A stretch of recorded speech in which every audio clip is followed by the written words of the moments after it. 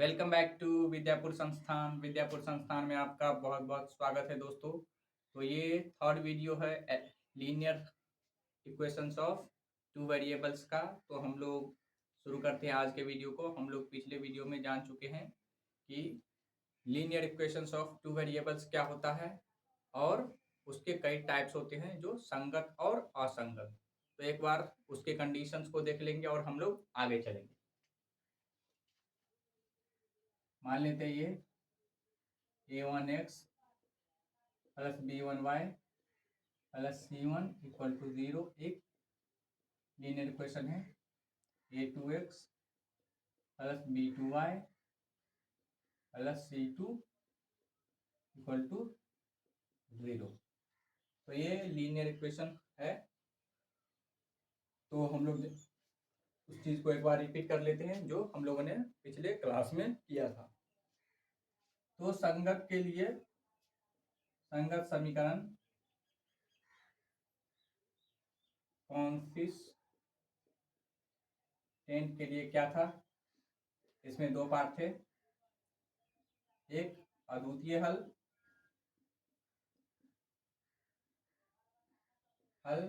और एक अनंत हल।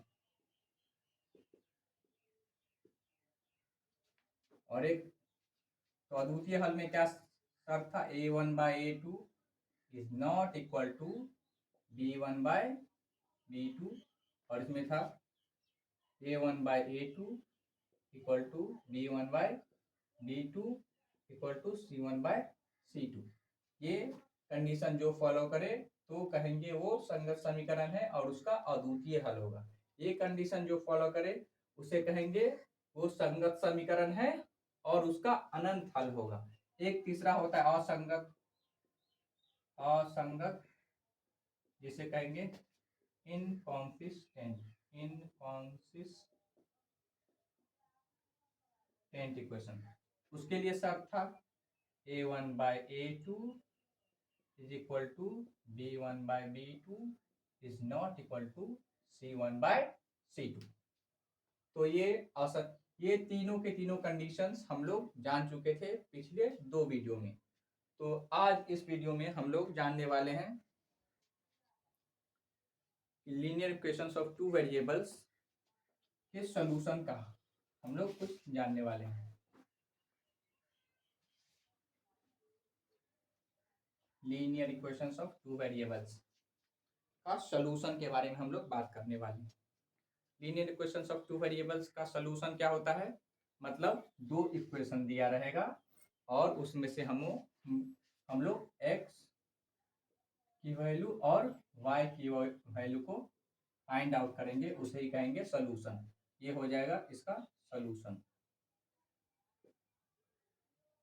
हिंदी वाले कहेंगे हल। ठीक है। तो रैखिक समीकरण, दो चर वाले रैखिक समीकरण को हल करने के कई तरीके हैं। तो हम लोग बारी बारी से सभी विधि को देखने वाले हैं। दो चर वाले रैखिक समीकरण को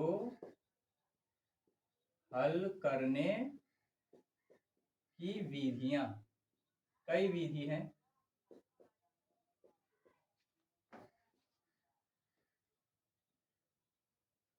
methods of solving linear equations of two variables. ठीक है। तो कई मेथड होते हैं linear equations of two variables को सॉल्व करने का। पहला मेथड है, हिंदी वाले कहेंगे प्रतिस्थापन विधि। प्रतिस्थापन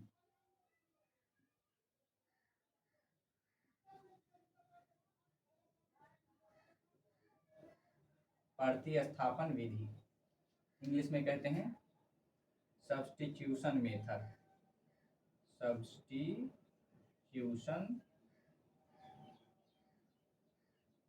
मेथड।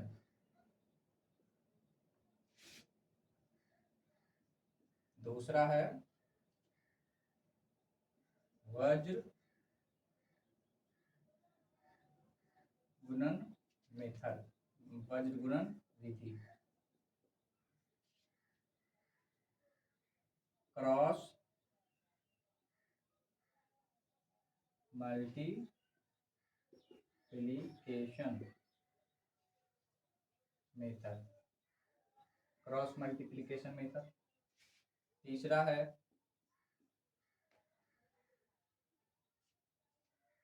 विलोपन विधि, विलोपन विधि इंग्लिश में कहा जाता है एलिमिनेशन मेथड, एलिमिनेशन मेथड। एक और विधि होता है जिसे कहते हैं ग्राफीय विधि,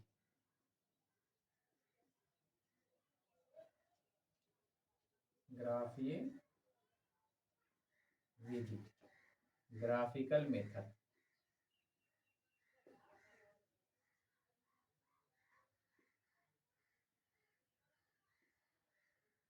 तो ये 4 तरीके का विधि होता है दो चर वाले रैखिक समीकरण को हल करने का।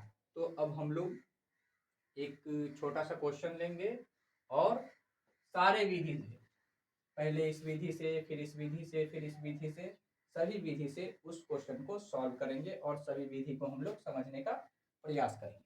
ठीक है,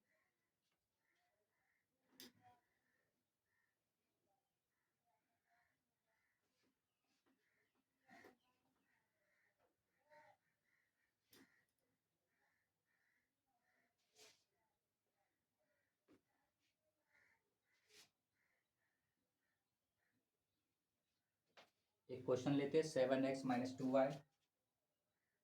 क्वेश्चन लेते हैं 7x - 2y = 1। ये है समीकरण 1। दूसरा 3x + 4y = 15। ये है समीकरण 2। अब हम लोग, पहला विधि था प्रतिस्थापन विधि,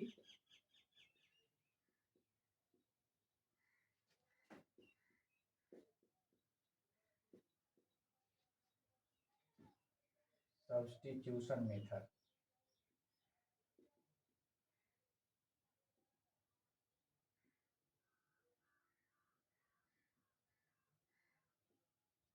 सब्स्टिट्यूशन मेथड, तो पहले हम सब्स्टिट्यूशन मेथड से इस इक्वेशन को सॉल्व करेंगे, फिर उसके बाद क्रॉस मल्टीप्लिकेशन और उसके बाद एलिमिनेशन मेथड। सभी मेथड से हम सॉल्व करने की कोशिश करेंगे और सभी मेथड को बारी बारी से सीखते हुए चलेंगे।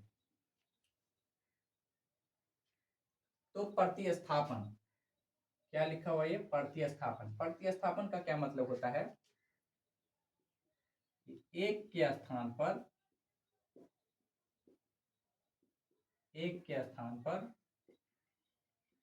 दूसरे को रखना। प्रतिस्थापन का मतलब हुआ एक के स्थान पर दूसरे को रखना। ठीक है, तो यहां भी हम वही काम करने वाले हैं कि एक के स्थान पर दूसरे को रखेंगे। किसी एक समीकरण में से किसी एक का वैल्यू हम कैलकुलेट करेंगे और उसको दूसरे समीकरण में डाल देंगे। मान लेते हैं इस इक्वेशन को 7x - 2y = 1। ये पहला समीकरण है। तो इसमें से हम लोग x की वैल्यू निकालते हैं। x की वैल्यू क्या हो जाएगा? 7x = 1 + 2y हो जाएगा। इस 2y को इस तरफ ले जाएंगे तो उसके बाद x = क्या हो जाएगा? 1 + 2y / 7। ये आ गया। अब इस x के वैल्यू को इस समीकरण में नहीं रखेंगे क्योंकि ये किससे आया, इसी समीकरण से आया है, तो हम लोग रखेंगे किसमें, दूसरे वाले समीकरण में। ठीक है, तो दूसरा वाला समीकरण क्या है,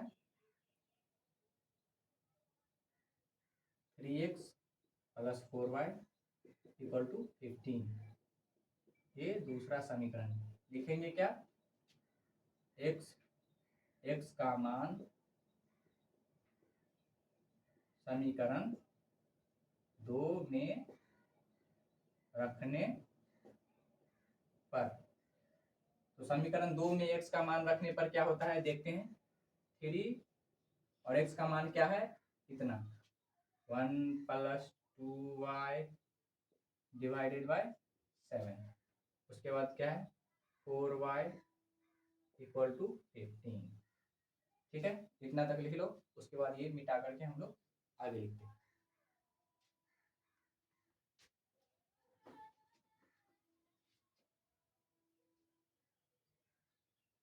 अब इसे सॉल्व करके हम लोग y की वैल्यू कैलकुलेट करेंगे।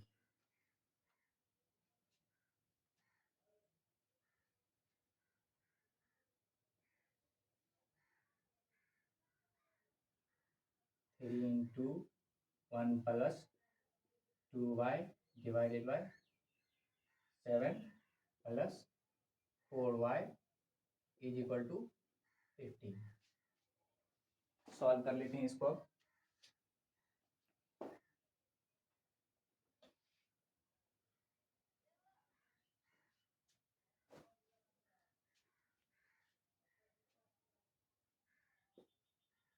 जैसे मन हो वैसे इसको सॉल्व कर लेंगे।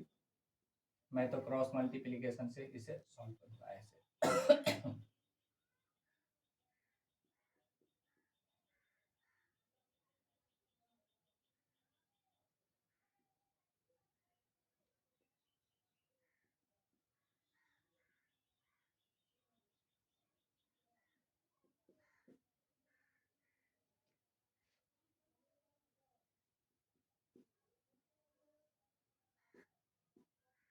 /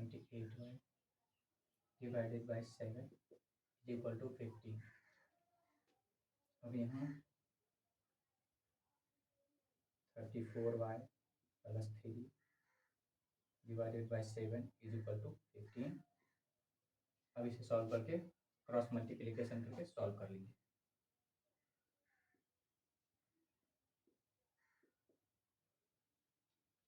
15 × 7 = 105।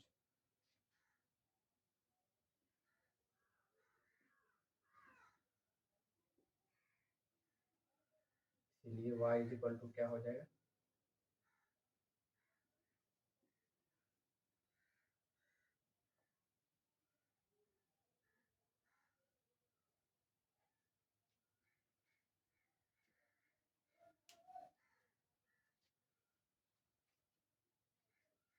इसे काटेंगे तो 3 बार में कट जाएगा, तो y = 3 आ जाएगा। ठीक है, तो y की वैल्यू कितने आ गई 3। अब हम लोग x का वैल्यू भी कैलकुलेट कर लेंगे। इसे मिटा देते हैं ऊपर वाले को।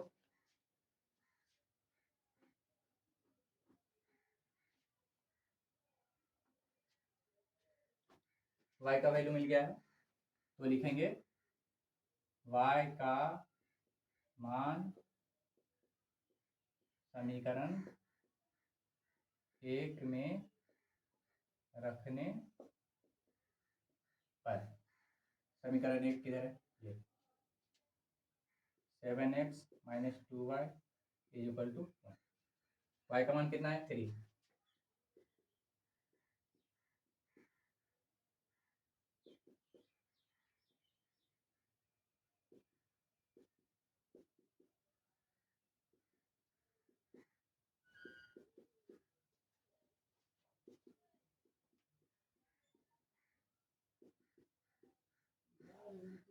तो ये x की वैल्यू 1 और y की वैल्यू आ गई 3, तो आंसर क्या हो जाए, x = 1 और y = 3।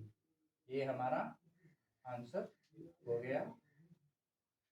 एक मेथड से हमने सॉल्व किया इसे प्रतिस्थापन विधि से। ठीक है, तो इसी को सेम क्वेश्चन को अब हम लोग दूसरे मेथड से सॉल्व करने की कोशिश करते हैं।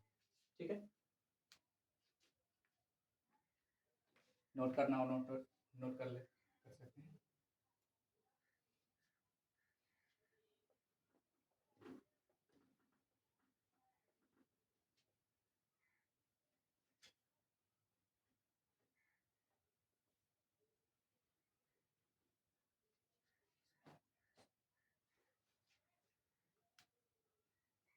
अब इसे हम लोग वज्र गुणन विधि से सॉल्व करेंगे। सेम क्वेश्चन को वज्र गुणन विधि से इंग्लिश वाले कहेंगे क्रॉस मल्टीप्लिकेशन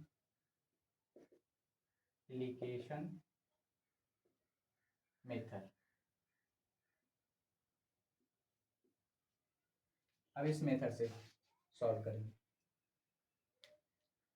तो फर्स्ट ऑफ ऑल हम लोग जान लेते हैं कि ये विधि क्या होता है, वज्र गुणन। कुछ गुना करके ये निकलता है, तो हम लोग जान लेते हैं। सेम यहाँ से ऊपर में लेंगे x, ठीक है, ऊपर में लेंगे x और x वाले चीज को यहाँ ढक देंगे, तो क्या आ जाएगा b1 b2 और c1 c2 is equal to minus y divided by, तो y वाले को यहाँ ढक देंगे तो क्या हो जाएगा a1 और a2 और क्या रह गया c1 और c2 इज इक्वल टू 1/। अब c वाले लेंगे तो अब ये वाला लिख लेंगे a1 a2 और b1 b2, ठीक है। तो इसमें क्या होता है कि इसको इससे मल्टीप्लाई करते हैं, क्रॉस मल्टीप्लाई करते हैं, ठीक है, क्रॉस मल्टीप्लाई, और इसको इससे मल्टीप्लाई करते हैं, तो x divided by b1 c2 minus b2 c1 is equal to minus y by, इसको इससे मल्टीप्लाई करेंगे क्रॉस a1 c2 माइनस, और इसको इससे a2 c1 is equal to same इसको इससे, तो 1 divided by a1 b2 minus a2 b1। तो ये फॉर्मूला रहा और इसी के सहारे हम लोग इस क्वेश्चन को सॉल्व करेंगे, ठीक है।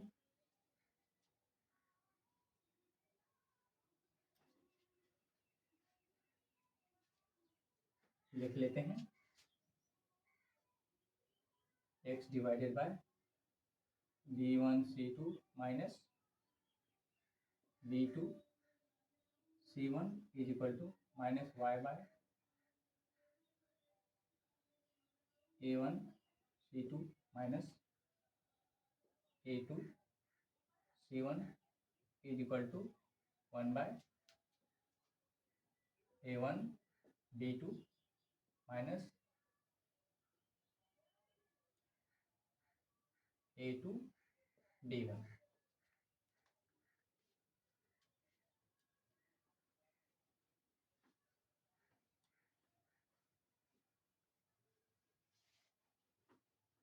तो अब हम लोग इस क्वेश्चन को वज्र गुणनफल विधि से सॉल्व करने के लिए इस इक्वेशन के सारे चीजों को इसमें डालेंगे और वैल्यू कैलकुलेट करेंगे। इसमें क्या हो जाएगा x डिवाइडेड बाय क्या है फॉर्मूला में b1 c2, तो b1 कौन हो जाएगा ये 4, पहले सब लिख ही लेते हैं a1 b1 और c1 क्या है a1 मतलब समीकरण 1 में जो a है c, उसके बाद b1 माइनस 2, उसके बाद c1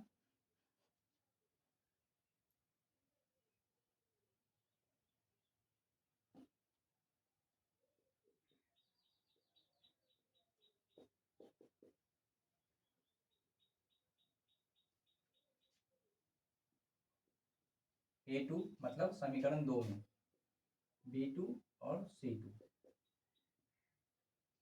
A2 क्या हो जाएगा 3, B2 क्या हो जाएगा 4 और C2 क्या हो जाएगा -15। अब सेम सारे चीज़ों को इस फॉर्मूला के हिसाब से डालेंगे और समीकरण को सॉल्व करेंगे। क्या है फॉर्मूला में, x डिवाइडेड बाय B1C2। तो B1 की जगह क्या है -2 इंटू C2 क्या है ये -15, क्या है बीच में माइनस, तो माइनस लेंगे। उसके बाद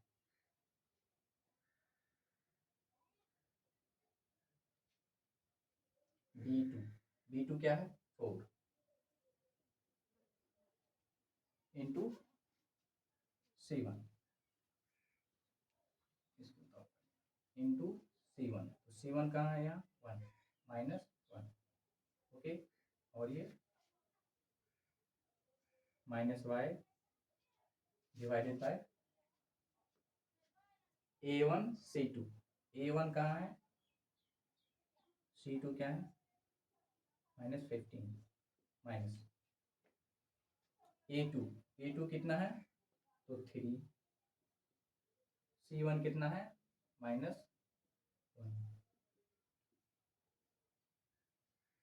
अब यहाँ कितना है A1B2 7 इंटू 4 माइनस A2 की जगह कितना है 3, B1 कितना -2।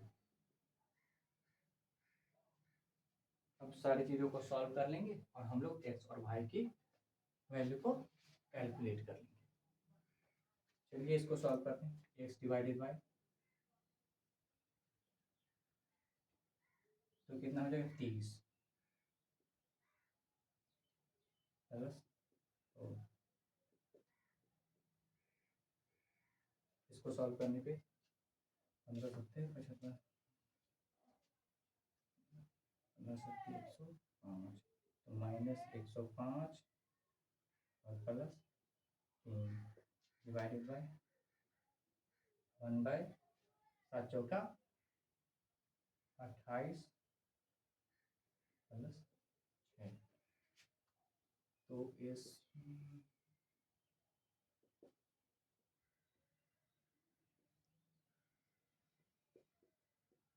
माइनस से माइनस कट जाएगा,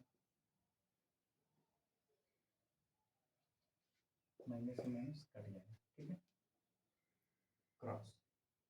अब हम लोग x की वैल्यू कैसे कैलकुलेट करेंगे, x की वैल्यू कैलकुलेट करने के लिए इसको इसके बराबर कर देंगे और y की वैल्यू कैलकुलेट करने के लिए इसको इससे बराबर कर देंगे और वैल्यू कैलकुलेट हो जाएगी। देखिए x divided by 34 is equal to 1/34 cut जाएगा और x का वैल्यू आ जाएगा 1। एक आंसर आ गया। अब दूसरा y का वैल्यू कैलकुलेट करने के लिए इसको इसके बराबर कर देंगे।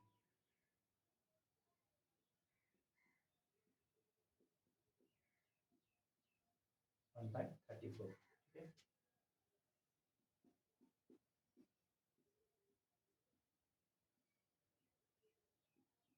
y इक्वल टू हो जाएगा 3, तो ये x इक्वल टू 1 और y इक्वल टू हो जाएगा 3। ये हमारा आंसर, ठीक है। तो इस वीडियो में इतने तक ही, आगे और भी क्वेश्चन हम लोग सॉल्व करते हैं। तब तक के लिए धन्यवाद।